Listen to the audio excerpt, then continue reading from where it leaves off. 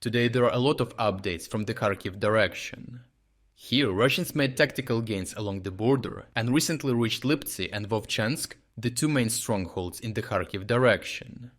Ukrainians are making incremental efforts to stabilize the front and put the Russian offensive to a halt. The situation was very unclear last time we discussed this direction, as the border settlements north of Liptsy and Vovchansk were in a gray zone. As the situation further developed, new information about the events in this direction became available. The first line of defensive fortifications stretches from Liptsy up to Vovchansk and Kupiansk. The line is located 5 to 10 kilometers from the international border, and the reason for this is that any equipment and force concentrations would be detected and fired upon directly at the border. Russians used to fire artillery and missiles at forces concentrations of pro-Ukrainian groups like RVC during their incursions at the border, demonstrating how unsafe the immediate border is for large troop groupings.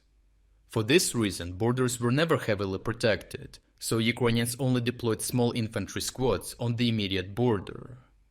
The protection of Ukraine's immediate borders is assigned to the State Border Guard Service of Ukraine, a branch subordinated to the army. The army was the first to respond to initial Russian attacks on Kharkiv. The task of the border guards was to meet the Russians at the border, report to the headquarters about the Russian offensive, estimate their strength, and then manage a fighting withdrawal to the first line of defense. Meanwhile, the leading Ukrainian forces manning the fortifications were to adjust themselves to meet the Russian offensive and allocate additional troops held in reserve in Kharkiv city to react to such developments. During the fighting in Liptsy direction, despite challenging conditions, small Ukrainian border guard units managed to hold their ground for 8 to 10 hours on the first day of the offensive without reinforcements or contact with other units, a situation they were prepared for. As a result of continuous Russian assaults in this area, the villages of Strylecha, Krasne, Morokhovets, Borisivka and Olenikovo came under their control. However, by then, the border guard units continued their fighting withdrawal to the following positions, meant to slow the Russian advance to the first line of defense at Liptsy. Such fierce resistance did buy invaluable time for regular Ukrainian units to allocate troops along the villages of Zelain, Lukyantsy and Khelibove. At the same time, the main force adjusted themselves at the first line of defense. These positions were prepared to slow down the Russians by taking Lukyantsy, Khelibove and Zeleny to give them more time to strengthen the first line of defense. Due to the lack of natural barriers or good geographic positions, Ukrainians continued the fighting withdrawal south of Lukyantsy. Meanwhile, in Khelibove, Ukrainian reinforcements in the form of the 42nd Mechanized Brigade made quite a difference due to their intense FPV drone strikes.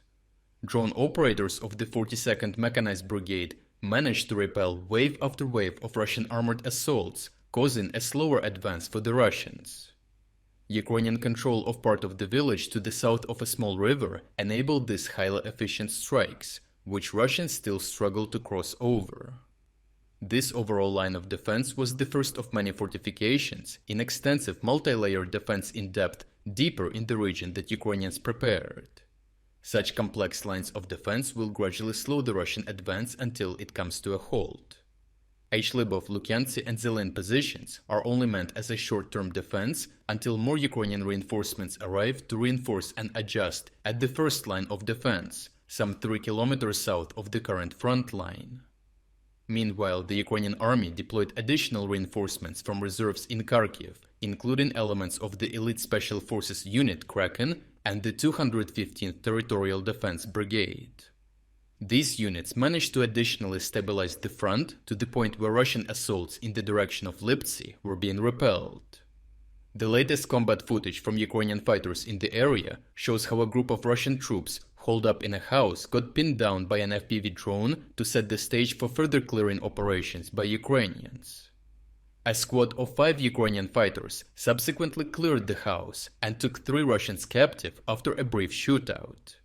After capturing and disarming the 3 captives, Ukrainians provided help for a wounded Russian by applying a tourniquet on his leg to stop the bleeding. Russian forces likely ended up isolated in the northern duchies of Liptsy due to much stronger resistance than they anticipated, which led to unorganized dispersal in the area. In the Vovchansk direction, the situation is just as intense and dynamic. Here, initial Russian assaults at villages very close to the border led to their quick fall, just like in Liptsy, because immediate positions at the border do not provide conditions for setting up a defense. Small Ukrainian border guard squads warned the main force of the Russian offensive. They pulled out a fighting retreat from the villages of Platonivka, Okhirtseve and Khatyshe, with Russian assault squads securing positions in the area. On footage published by Russians in the town, we can see almost no damage to local infrastructure, which shows that there was not much fighting in the first place and that Ukrainians pulled back to more favorable positions. The fighting moved to Vovchansk, where high-rise buildings, factories and house basements provided the most favorable defensive positions. Gained Russian positions in border villages mean nothing unless the town itself is taken. The small high-rise building area provides powerful firing positions at the Russian forces on the city's outskirts and can slow them down significantly.